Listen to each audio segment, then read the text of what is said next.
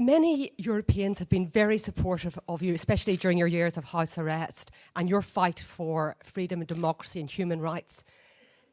A lot of this audience is also deeply disappointed with your failure to call out the acts of murder, torture and rape in your country, and particularly the Rohingya minority. Would you condemn that now? And there's also very limited access for the media to the area where these atrocities are taking place. Will you take measures to give free access to the media so that they can independently corroborate what has been reported by the people who are the victims of this oppression? Thanks. I'm not quite sure what you mean by saying that we have not been at all concerned with regard to the allegations of atrocities which have taken place in the Rakhine. We have been investigating them, and we have been taking action. Now, for example, you mentioned just now the question of media access. The first group of journalists that we allowed to go to the Rakhine, this was last year. I do not know if you're aware of the fact that among the people they interviewed, there was one Muslim villager, who said that atrocities had not taken place in his village. That was all he was saying, that in his village, none of the alleged atrocities have taken place. And 2 days later, he was beheaded by an extremist group who said that he had been collaborating with the authorities. I'm trying to give you an understanding of the difficulties that we have to face. This was just a simple interview with the media. He wasn't saying anything more than that atrocities had not taken place in his village. And you do not know of this incident. We did publicize it, but people are not interested. We have to think of all the communities concerned. So the second group of journalists we sent also came up with the same problem.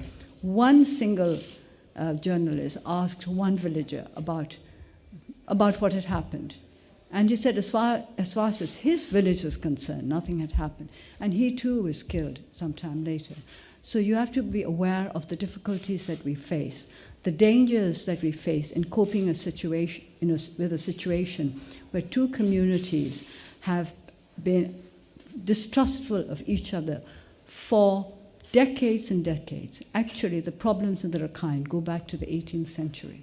We are not going to be able to resolve them overnight. And all we ask for is time. We have not in any way ignored allegations of rape or murder or arson or anything. We have asked that these be placed before a court and tried. We are giving everybody an opportunity to take people to court, and we have been trying to find out what actually happened. We have not sat there doing nothing. And I think all those who live in Burma are aware of the fact that we have been looking into these. We have even instituted 3 special courts in the region to make sure that those accused of any crimes are not unfairly condemned in any way. I'm a little bit confused when you say that we have been doing nothing about it, because we've been doing everything we can all the time. Jack. No. It'll work? Yes. Sorry. Hi, I'm Jack Parrico, here for Channel News Asia, but from an agency called Future Story News. I just wanted to ask both of you, actually, on this issue, and I'm sorry to press on it, but what exactly the High Representative has encouraged you to do with regards to the Rakhine, and whether you believe that any of her suggestions might be things that you will be putting into practice. If there's anything specific you can tell us about your discussions on that issue. We're talking about what we can do to bring about real harmony and progress in that area. Now, many of the suggestions that the High Representative made are very similar to the suggestions in Dr. Kofi Annan's interim report. And if you read this, you will see in detail what he has recommended. And we have accepted his report as a whole, and we're already implementing some of his suggestions. We can't implement them all in one go, but we are doing it as quickly as possible, and we're giving him regular reports on progress. And I think the High Representative agrees with him that these are measures that have to be taken if we are to achieve stability and peace and progress in that part of the world. One of the problems there is that it's a very poor and undeveloped region in the country, and everybody is afraid of everybody else. Speaking in English, I'm not going to put this in. I can confirm completely what Aung San Suu Kyi just said. For us, what is essential is that the living condition of all communities is improved as a matter of urgency. Let me start by saying that we condemn always any forms of violence, including the ones that took place in October the 9th. And we did it, I think, as the first international actor condemning and publicly denouncing attacks on the security forces. We believe that all communities need to see an improvement in their lives. And we discussed mainly how we can better support the authorities in the country to implement the recommendations of the Annan report. This is for us the roadmap. We have appreciated the determination and the endorsement that the State Councillor made clearly about the recommendations and the indications of the Annan report. And we believe that is the way forward. The matter of the fact is that we are ready to support, and we discussed practical ways in which, including through humanitarian aid, the European Union can help and support the full implementation of the measures indicated in the report. I'm afraid we'll have to slowly wrap up. Maybe I'll take one more question and then we conclude. Nawab.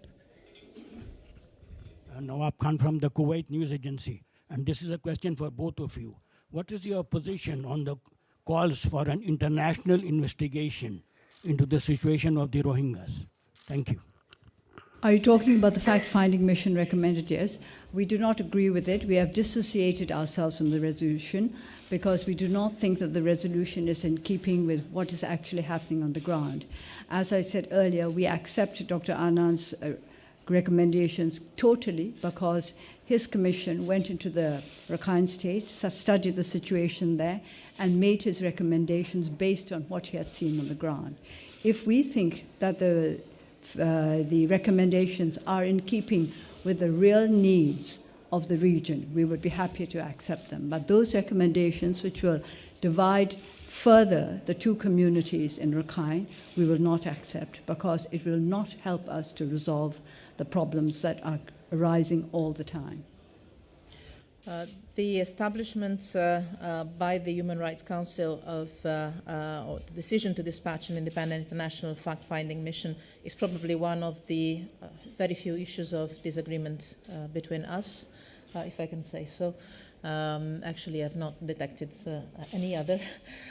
We believe that this can contribute towards establishing the facts for the past, provided that, as we said before, we fully agree on the need to work together on the way forward. The fact-finding mission, to our understanding, is focused on establishing the truth on the past, and we agree on the need to focus on the future and the implementation of the recommendations that are included in the Annan report, as I said. Thank you. Thank you very much.